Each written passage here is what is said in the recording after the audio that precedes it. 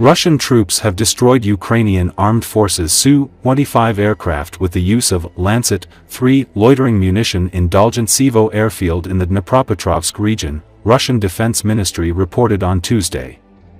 In a post in its Telegram channel, the Defense Ministry stated that the aircraft was struck in the base of warplanes belonging to the Ukrainian armed forces, adding that the destruction of the aircraft is confirmed by objective monitoring footage. The ministry shared the footage of the destruction of Su-25 aircraft. This was not the first case of Russia striking a Ukrainian airfield in Dnepropetrovsk. On April 21, Russian armed forces struck MiG-29 fighter aircraft in an airfield in Dnipro city, the administrative center of Dnepropetrovsk region. During the attack, Russian forces also hit the Pelican all-round radar station and a workshop for the production of unmanned aerial vehicles, the Russian Defense Ministry reported.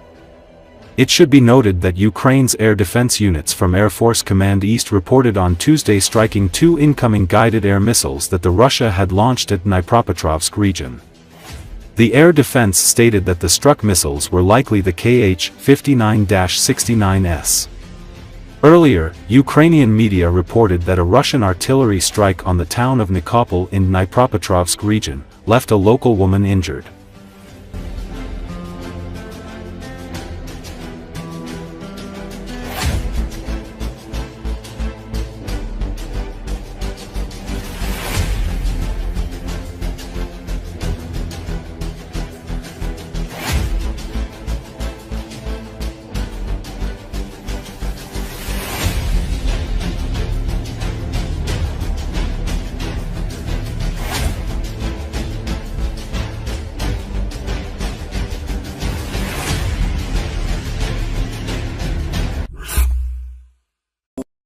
China, Russia, Iran started a hybrid war against NATO. The alliance is facing serious threats. According to Western analysts and journalists of The Telegraph, the Third World War has already begun, but it is taking place in an unusual way.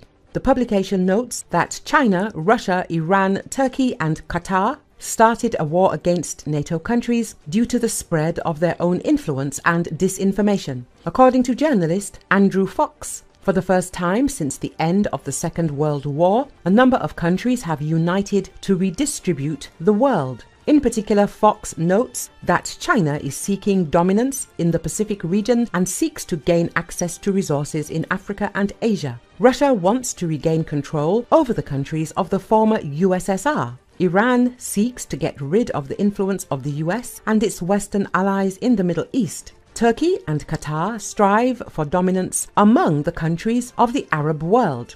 Instead of armed war, we see intense strategic competition. No country can compete with the US and NATO on the battlefield, so instead our enemies are trying to defeat us by economic and cultural means without firing a single shot, notes Fox. He emphasized that the NATO opponents of the NATO countries had been preparing for a confrontation for a long time. In particular, China extended its influence to more than 140 countries around the world through investments and in this way tried to establish control over 75% of the inhabitants of the planet. At the same time, Russia tried to undermine the unity of its Western partners by trying to influence elections in the United States, trying to divide political circles in Great Britain, and driving European countries into dependence on their own gas supplies. Currently, Moscow is trying to undermine its opponents and destabilize pro-Western support in the Balkans and Central and Eastern Europe. Putin resorted to direct armed aggression against Georgia and Ukraine.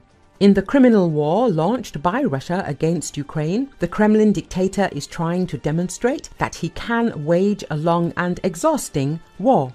Meanwhile, Iran took advantage of the chaos in the Middle East to establish regional hegemony after the 2003 Iraq War. Tehran has created powerful and violent proxies in Yemen, Lebanon, Syria and Iraq. Ukraine and Israel give us a sense of the currents of influence operation that will overwhelm us if the situation escalates into an armed war. For more than a decade, our enemies have been using leverage, silenced weapons to fire the first shots in global conflict, and we're only now noticing it. With all eyes on Normandy, the Third World War is closer than we think. We are already fighting it, emphasizes